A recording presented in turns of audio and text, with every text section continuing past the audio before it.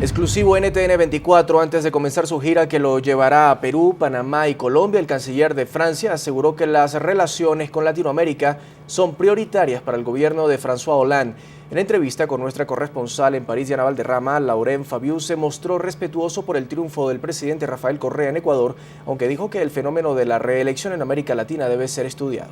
El jefe de la diplomacia francesa también aseguró que su país se encuentra atento a la situación de derechos humanos en Cuba. A continuación les presentamos la segunda parte de esta entrevista exclusiva de NTN 24. Seguimos aquí con esta entrevista especial de NTN 24 desde el despacho del ministro de Relaciones Exteriores de Francia, Laurent Fabius.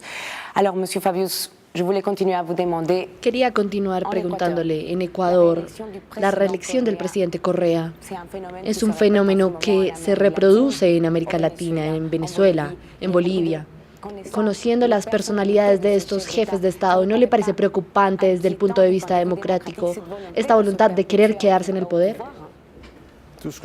Todo lo que puedo decir es que estas elecciones fueron libres y que los pueblos de los cuales usted habló votaron por quien quisieron. Y a veces con puntajes muy altos. Así que nosotros, franceses, no vamos a hacer injerencia en esos países. Son los pueblos que votan como quieren. Y es cierto que son fenómenos que merecen que pensemos en ellos. Si somos elegidos y reelegidos, no es una coincidencia. Y hablando de perpetuarse en el poder, hablemos un poco de Cuba. Claramente hubo mejorías desde el punto de vista de inmigración, aunque mínimos. Pero desde el punto de vista de los derechos humanos hay cosas que lamentar en Cuba. La libertad de expresión y principalmente, ¿cuál es la posición de la Unión Europea, particularmente de Francia, sobre la situación en Cuba?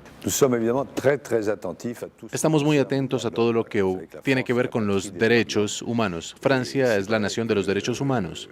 Y es cierto que en Cuba, toda una serie de derechos, usted habla de la prensa, de la manifestación, no son lo que deberían ser. Pero hay que ser objetivo y honesto. Cuando miramos en un periodo largo, sí existe una evolución incontestable, pero hay progresos que hacer. Con respecto a la Unión Europea, hemos tomado una posición hace ya algunos años. Europa está repensando con respecto a esas evoluciones. Si esas evoluciones continúan, en ese momento, Europa tendrá en cuenta las consecuencias. También, no solamente en el derecho de los derechos humanos, en la pequeña empresa privada, ahora ya es autorizada. Hay una política migratoria que ha evolucionado. Así que tenemos que constatar esas evoluciones y desear que continúen.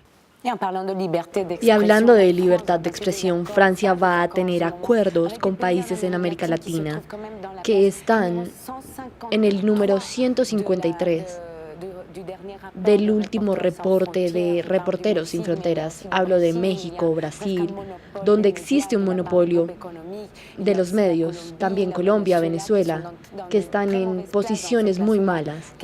¿Cuál es su opinión? Francia, por supuesto, es favorable a la libertad de expresión. Ahora, hay que subrayar que en una serie de países y en América Latina en general existe una evolución muy positiva sobre las libertades. Siempre hay que tener una visión histórica.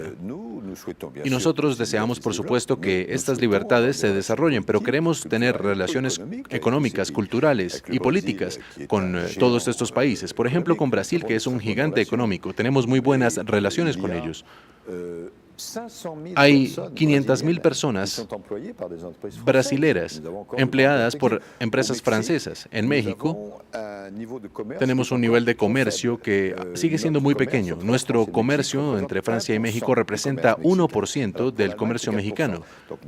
Así que tenemos que hacer progresos en este tema. Y es cierto con todos los países de América Latina. Realmente deseamos que Francia esté presente en todas partes donde se construye el futuro del mundo, y América Latina ya lo es y será cada vez más una región importante. Hubo una reunión en Santiago entre Unión Europea y América Latina China y la orientación que se tomó fue que hay que trabajar cada vez más juntos y Francia está en esa perspectiva. En cuestiones económicas, culturales y educativas, porque tenemos una tradición. Aprenden mucho el francés en esos países, se quiere a Francia, hay muchos turistas y existe una tradición también científica, todo eso hay que desarrollarlo.